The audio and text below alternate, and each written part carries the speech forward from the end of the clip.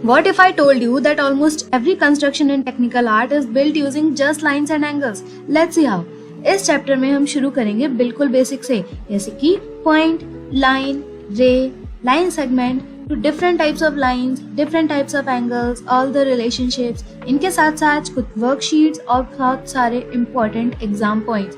चलिए शुरू करते हैं chapter number 3, lines and angles.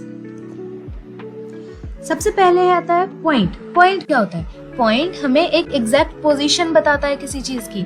इसकी कोई भी लेंथ, ब्रेथ या थिकनेस नहीं होती. इसको हम सिंपल एक डॉट से रिप्रेजेंट करते हैं, जैसे कि ये यहाँ पर एक सिंपल डॉट है और किसी भी कैपिटल लेटर से आप इसका नाम रख सकते हैं. A, B, D, जैसे कि यहाँ पर T है. कोई भी रैंडम कैपिटल लेटर से आप उसका नाम रख सकते हैं. Next is line. लाइन क्या होता है? लाइन एक ऐसा स्ट्रेट पाथ होता है जो कि इनफाइनाइटली दोनों तरफ बढ़ सकता है. ये जो एरो है ये शो करता है कि इसको हम एक्सटेंड कर सकते हैं. यानी कि लाइन एक ऐसा पाथ है जिसको आप दोनों डायरेक्शंस में इनफाइनाइटली एक्सटेंड कर सकते हैं, कितना भी लंबा ले जा सकते हैं. इसके कोई भी एंड पॉइंट्स नहीं होते. आप इसको 2 कैपिटल लेटर्स से रिप्रेजेंट कर सकते हैं. ये 2 डॉट्स के बीच की डिस्टेंस होती है, लेकिन उनको एक्सटेंड किया जा सकता है, दोनों तरफ कितना भी बढ़ाया जा सकता है. नेक्स्ट आता है रे. रे क्या होता है? रे एक ऐसा लाइन का पार्ट होता है जिसमें एक तरफ तो आपका एक एंड पॉइंट होता है और दूसरी तरफ से आप इसको इनफाइनाइटली कितना भी बड़ा कर सकते हैं, कितना भी एक्सटेंड कर सकते हैं. इसको भी आप सिंपली 2 लेटर्स से रिप्रेजेंट करते हैं, जिसमें एक तरफ एक एंड पॉइंट होता है, दूसरी तरफ इनफाइनाइटली एक्सटेंड करने के लिए ये एरो होता है, यानी आप इसको कितना भी बड़ा कर सकते हैं. Next is line segment. Line segment क्या होता है? लाइन सेगमेंट भी लाइन का ही एक पार्ट होता है, एक ऐसा पार्ट जिसमें दोनों तरफ फिक्स्ड पॉइंट्स होते हैं, यानी इसे किसी भी तरफ से बढ़ाया नहीं जा सकता, दोनों तरफ फिक्स्ड एंड पॉइंट्स हैं. इसी वजह से इसकी फिक्स्ड डेफिनेट लेंथ भी है और किसी की रे की या फिर लाइन की कोई फिक्स्ड लेंथ नहीं होती. सिर्फ लाइन सेगमेंट की फिक्स्ड लेंथ होती है. उसके पीछे का रीजन ये है कि इसके दोनों तरफ एंड पॉइंट्स होते हैं और इन एंड पॉइंट्स की वजह से इसकी एक फिक्स्ड लेंथ मेजर करी जा सकती है. इसको भी आप सिंपली 2 कैपिटल लेटर्स से रिप्रेजेंट करते हैं. अब टाइम है हमारे वर्कशीट सॉल्व करने का. आपकी स्क्रीन पे कुछ क्वेश्चंस दिए हुए हैं. इन क्वेश्चंस को देख के आपको बताना है कि इसमें से कौन सी लाइन है, कौन सी रे है और कौन सी लाइन सेगमेंट है. Okay, number 1 A B. A B क्या है? यहाँ पर लाइन है, रे है या लाइन सेगमेंट है? इसके दोनों तरफ एरो है, यानी कि दोनों तरफ से एक्सटेंड किया जा सकता है, इसलिए ये लाइन है. क्वेश्चन नंबर 2, इसके एक तरफ एंड पॉइंट है C और D की तरफ से इसको एक्सटेंड किया जा सकता है. एक तरफ से एंड पॉइंट, एक तरफ से एक्सटेंडेबल, ये रे है. अब आपको EF दिख रही होगी. EF दोनों तरफ एंड पॉइंट्स हैं, यानी कि ये एक लाइन सेगमेंट है. GH एक तरफ एंड पॉइंट और एक तरफ से एक्सटेंडेबल, ये एक रे है. नंबर 5 PQ एक तरफ एंड पॉइंट, एक तरफ से एक्सटेंडेबल, ये भी एक रे है. नेक्स्ट RS एक तरफ एंड पॉइंट, एक तरफ एक्सटेंडेबल, ये भी एक रे है. नेक्स्ट है हमारा क्वेश्चन 7, दोनों तरफ एंड पॉइंट्स हैं. MN दोनों तरफ एंड पॉइंट्स, यानी कहीं से एक्सटेंड नहीं किया जा सकता, लाइन सेगमेंट.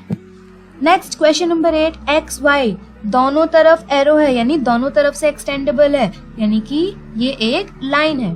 क्वेश्चन नंबर 9, एक तरफ एंड पॉइंट, एक तरफ से एक्सटेंडेबल, तो LO हमारा हो गया रे. नेक्स्ट है UV एक तरफ एंड पॉइंट, एक तरफ से एक्सटेंडेबल, ये भी हमारी रे है. नेक्स्ट है AB दोनों तरफ से एक्सटेंडेबल एरो है, यानी दोनों तरफ से इसको बढ़ाया जा सकता है, ये हो गई हमारी लाइन. नेक्स्ट है नंबर 12 CD दोनों तरफ एंड पॉइंट्स, यानी दोनों तरफ से कहीं नहीं बढ़ाया जा सकता, that is line segment. Next है हमारा टाइप्स ऑफ लाइंस.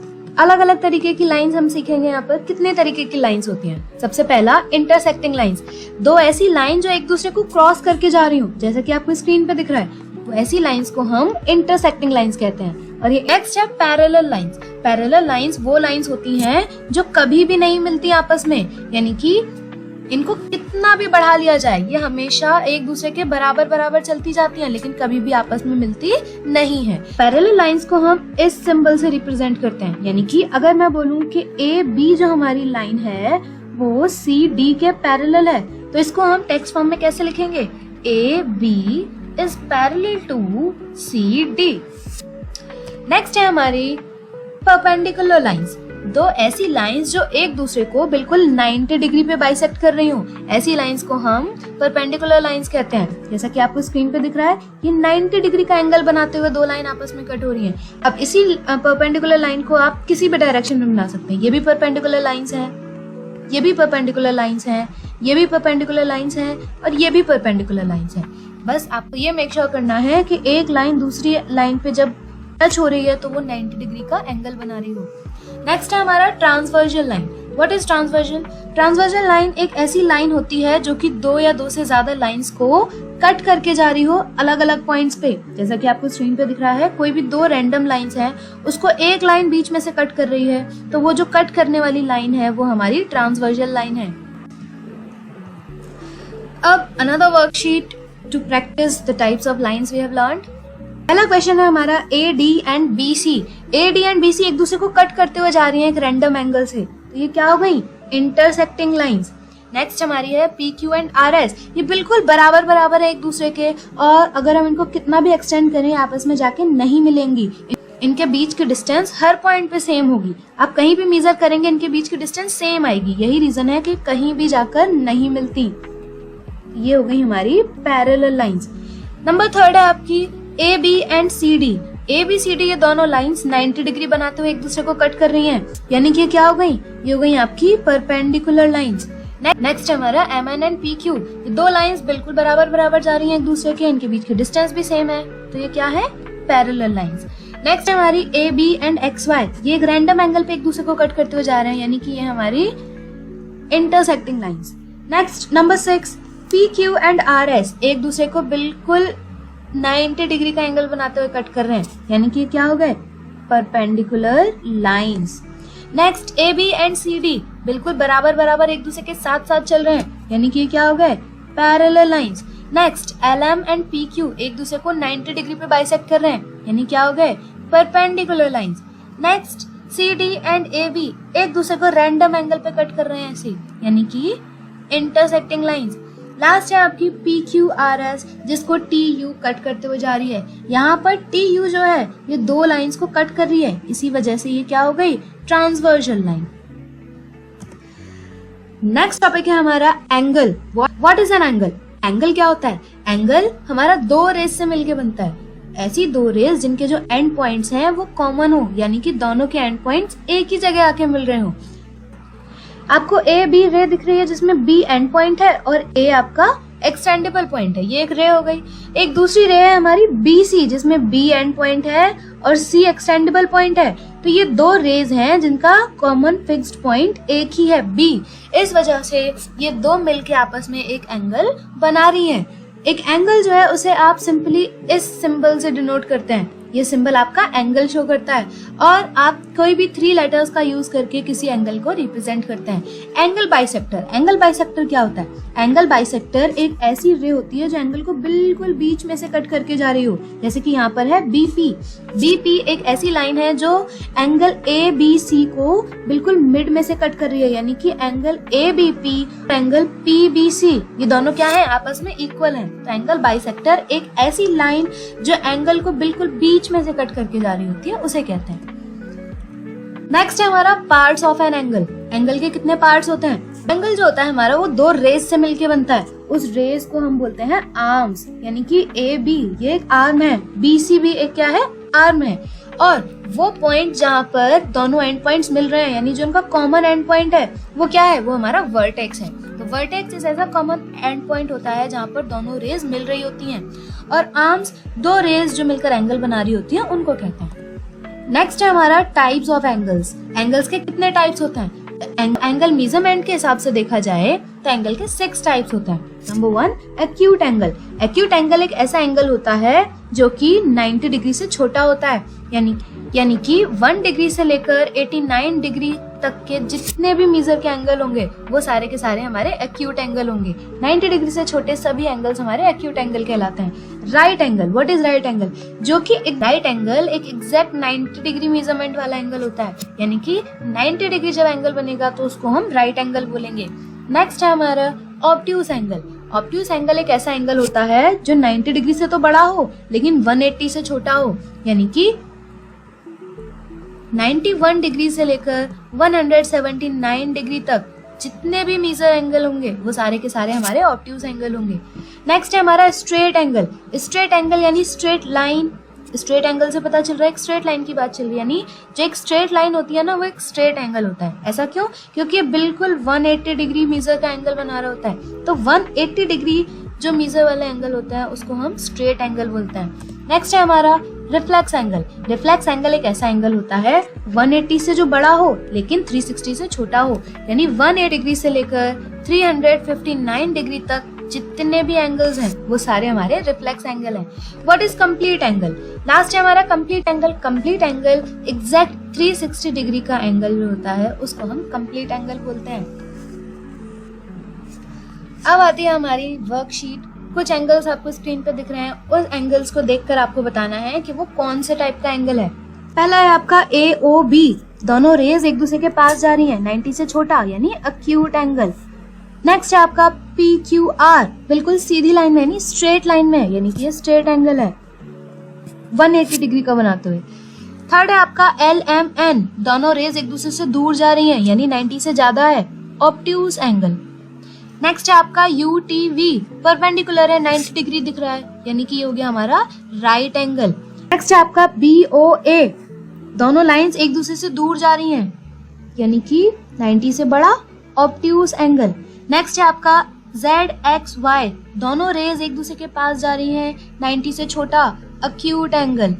सेवेंथ है आपका CDE, बिल्कुल सीधी लाइन में है सारे 180 डिग्री का एंगल बनाते हुए, क्या हो गया? एक स्ट्रेट एंगल। एट है आपका NOP, इसमें ये वाला एंगल है NOP, तो ये हमारे 180 से भी ज्यादा यानी स्ट्रेट लाइन से भी ज्यादा बेंट हो रहा है। ये कौन सा एंगल है? Reflex angle. नेक्स्ट है आपका TRS, ये TRS एंगल एक दूसरे की तरफ दोनों रेज जा रही है यानी कि 90 से छोटा है, एक्यूट एंगल। 10th है आपका OP, यानी सिंगल लाइन दी हुई है खाली और पूरा सर्कुलर एंगल बन रहा है, कौन सा हो गया? Complete angle. नेक्स्ट है आपका CAB, दोनों रेज एक दूसरे से दूर जा रही हैं 90 से बड़ा यानी ऑब्ट्यूज एंगल। लास्ट है आपका MON, एक सीधी लाइन जो कि 180 डिग्री का एंगल बना रही है। स्ट्रेट लाइन है तो ऑब्वियसली 180 डिग्री का बनाएगी, तो ये कौन सा एंगल हो गया? स्ट्रेट एंगल हो गया।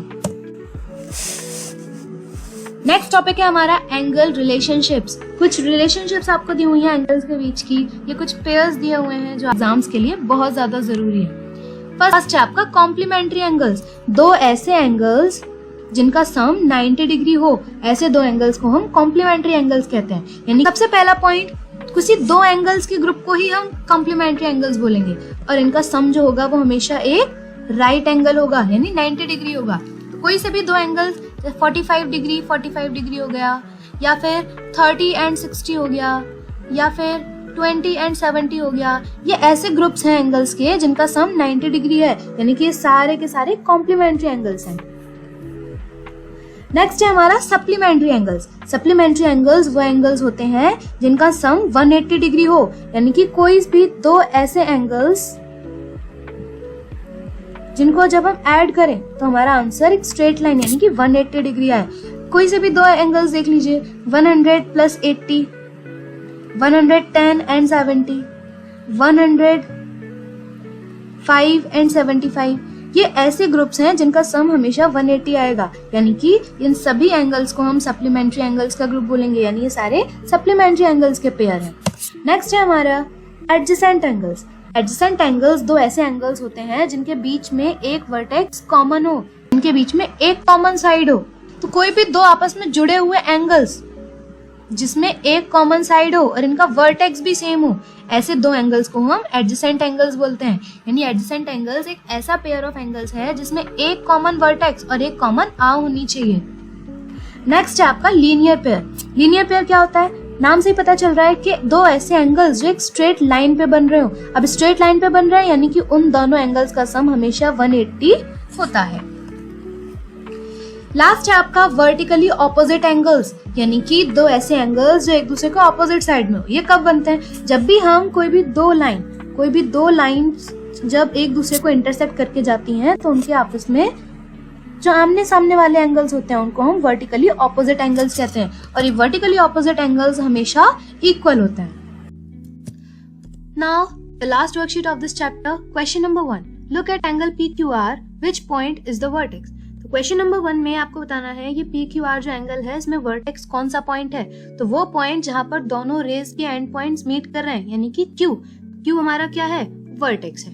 Question number 2, in the given angle identify the arms. Arms क्या होते हैं, वो दोनों रेज जिनसे हमारा एंगल मिलके बनता है उसको हम क्या बोलते हैं, आर्म्स बोलते हैं। यानी कि यहाँ पर OB जो रे है वो एक आर्म है और OA जो रे है वो दूसरी आर्म है। नेक्स्ट क्वेश्चन, विच रे इज द एंगल बाइसेक्टर। तो हमको दिख रहा है कि AOB एंगल को OC लाइन बीच में से कट करके जा रही है। तो ये जो OC है ये क्या हो गया हमारा, angle bisector. Question number 4, identify the pair of adjacent angles. आपको नाम बताने हैं उन दो एंगल्स के जो एडजेसेंट हैं। तो यहाँ पर दो एंगल्स हैं, एंगल AOB एंड BOC। ये वो दो एंगल्स हैं जो आपस में एक दूसरे के बराबर में हैं, जुड़े हुए हैं और इनमें एक आर्म कॉमन भी है। तो आंसर क्या हो गया, AOB and BOC। Question number 5, identify the pair of vertically opposite angles. आपको इसमें वर्टिकली ऑपोजिट एंगल्स बताने हैं। वर्टिकली ऑपोजिट एंगल्स आपके 2 पेयर्स हैं यहाँ पर, AOB and COD। Next is AOC and BOD। आप इनमें से कोई से भी दो एंगल्स के नाम लिख सकते हैं। Next is question number 6, are the given angles complementary. आपको बताना है जो एंगल 1 और एंगल 2 दिए हुए हैं क्या ये कॉम्प्लीमेंट्री हैं। तो एंगल 1 एंड एंगल 2 दोनों मिलके 90 डिग्री का एंगल बना रहे हैं।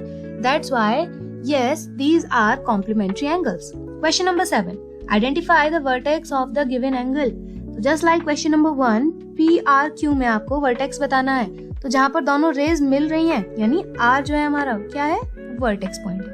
Next, are the given angles supplementary? क्या angle number 1 and angle number 2 supplementary है। भाई दोनों मिलके एक स्ट्रेट लाइन बना रहे हैं, स्ट्रेट लाइन यानी 180 degree.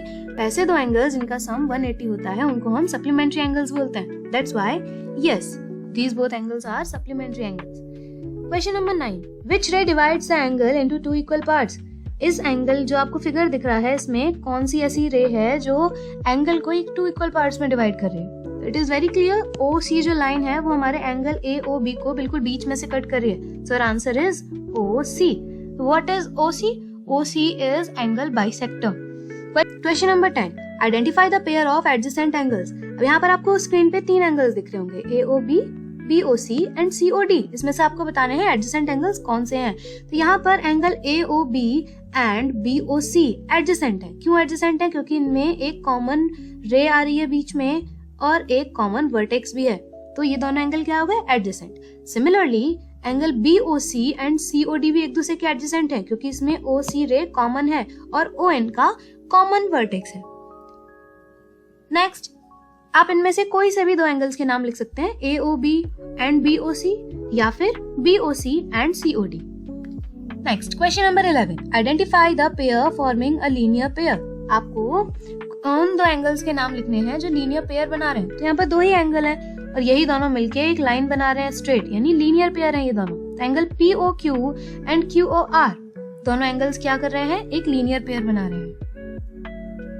Next, last question, question number 12, identify the pair of vertically opposite angles. आपको वर्टिकली ऑपोजिट एंगल्स के नाम लिखने हैं। तो यहाँ पर 2 पेयर बन रहे हैं, आप उन दोनों में से कोई सा भी एक पेयर का नाम लिख सकते हैं। तो angle MON and POQ is our first pair. ये दोनों वर्टिकली ऑपोजिट एंगल्स हैं, या तो आप ये लिख दीजिए, या फिर NOQ एंड MOP ये दोनों भी एक दूसरे के वर्टिकली ऑपोजिट एंगल्स हैं, तो आप इनका भी नाम लिख सकते हैं।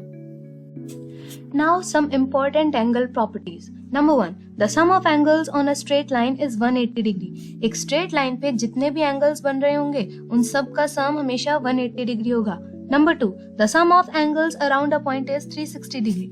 एक पॉइंट के चारों तरफ 360 डिग्री मेजरमेंट का एंगल बन रहा होता है। Number 3, vertically opposite angles are equal. जब भी दो लाइंस एक दूसरे को इंटरसेक्ट करके जाती हैं तो आमने सामने वाले एंगल्स वर्टिकली ऑपोजिट एंगल्स कहलाते हैं और ये हमेशा इक्वल होते हैं। Number 4, corresponding angles are equal.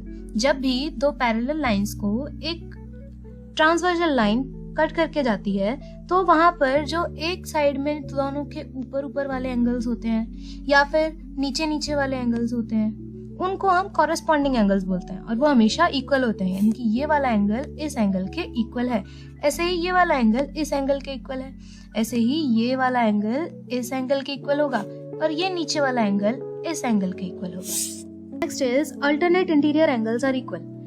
Similarly दो पैरेलल लाइंस को जब एक ट्रांसवर्सल लाइन इंटरसेक्ट करके जाती है तो इसमें जो ऑपोजिट होते हैं, यानी कि ये वाला एंगल के ऑपोजिट ये वाला एंगल, यानी अंदर की तरफ तो इंटीरियर, बाहर की तरफ तो एक्सटीरियर, तो ये दोनों जो ऑपोजिट साइड में इंटीरियर एंगल्स हैं ये हमेशा इक्वल होते हैं। ऐसे ही अल्टरनेट एक्सटीरियर एंगल्स भी इक्वल होते हैं, यानी कि ये बाहर वाला एंगल इसके ऑपोजिट साइड इस बाहर वाले एंगल के इक्वल होगा और ये वाला बाहर वाला एंगल इस वाले बाहर वाले एंगल के इक्वल होगा और ये वाला इंटीरियर एंगल हमारे इस वाले इंटीरियर एंगल के इक्वल होगा, यानी कि अल्टरनेट इंटीरियर एंगल्स इक्वल होते हैं। ऐसे ही अल्टरनेट एक्सटीरियर एंगल्स भी इक्वल होते हैं।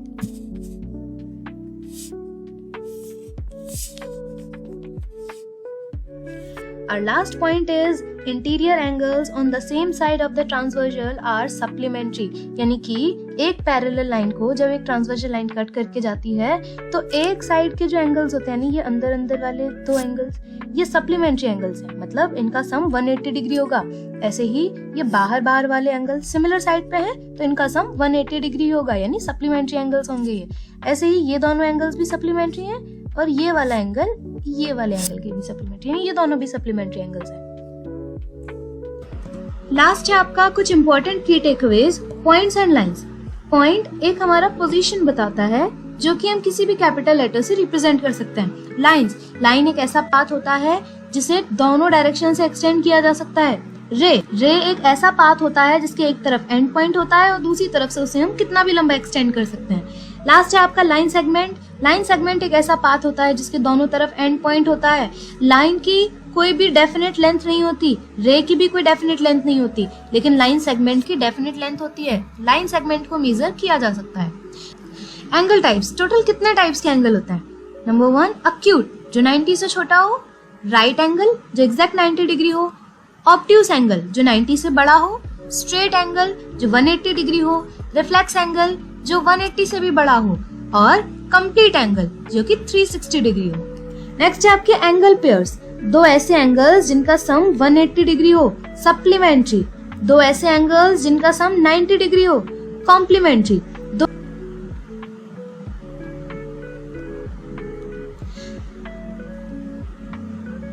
एडजेसेंट एंगल्स, दो ऐसे एंगल्स जिसमें एक आर्म कॉमन हो और एक वर्टेक्स कॉमन हो।